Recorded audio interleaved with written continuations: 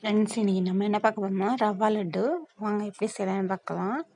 அதுக்கு ரவா எடுத்து வச்சுருக்கேன், நெய், முந்திரி, பாதாம் எடுத்து வச்சுருக்கேன், திராட்சை எடுத்து வச்சுருக்கேன்.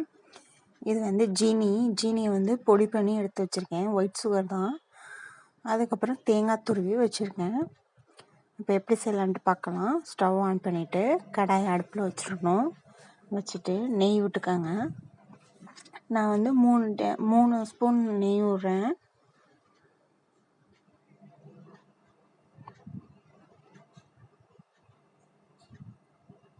நெய் ஹீட் ஆனதும் நம்ம எடுத்து வச்சிருந்த பாதாம், முந்திரி, திராட்சை எல்லாத்தையும் சேர்த்து நல்லா ரோஸ்ட் பண்ணிக்கோங்க. ரொம்ப டார்க்காக ரோஸ்ட் பண்ண வேணாம், கொஞ்சம் ஓரளவு கோல்டன் கலரில் ரோஸ்ட் பண்ணிக்கலாம். ரொம்ப டார்க்காகிடுச்சுன்னா கருகி போயிடும், கசப்பு தன்மை வந்துடும். இப்படி பண்ணிங்கன்னா நல்லா வாசமாக இருக்கும். நெய்யில் வறுக்கிறப்பவே நல்லா வாசமாக இருக்குது.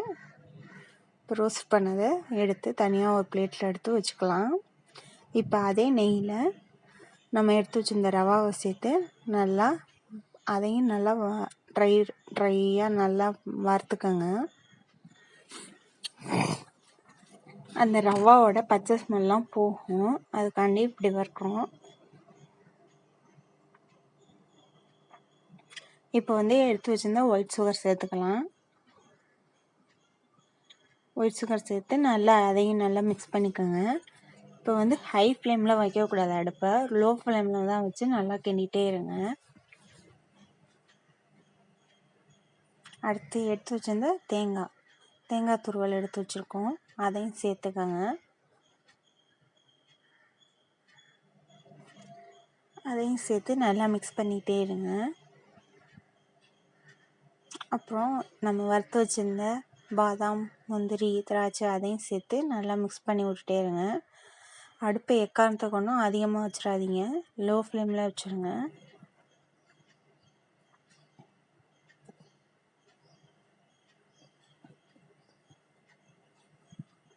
நல்லா ஓரளவு எல்லாம் மிக்ஸ் ஆயிடுச்சு.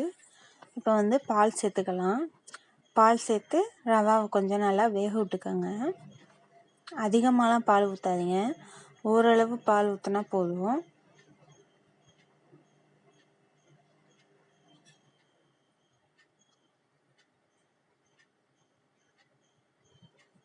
ரவை நல்லா வெந்து நம்ம கை பிடிக்கிற அளவுக்கு வரும்.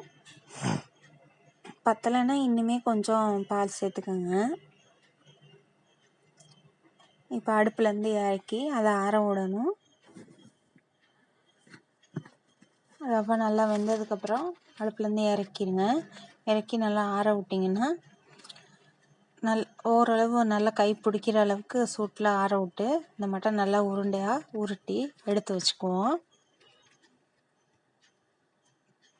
ஓரளவு ஹீட்டில் பண்ணாதான் அந்த உருண்டை வந்து உடையாமல் வரும். அவ்வளோதான்.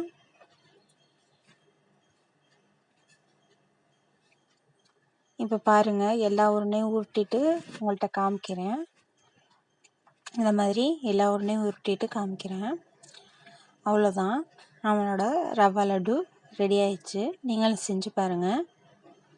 மறக்காமல் நம்ம சேனலை சப்ஸ்கிரைப்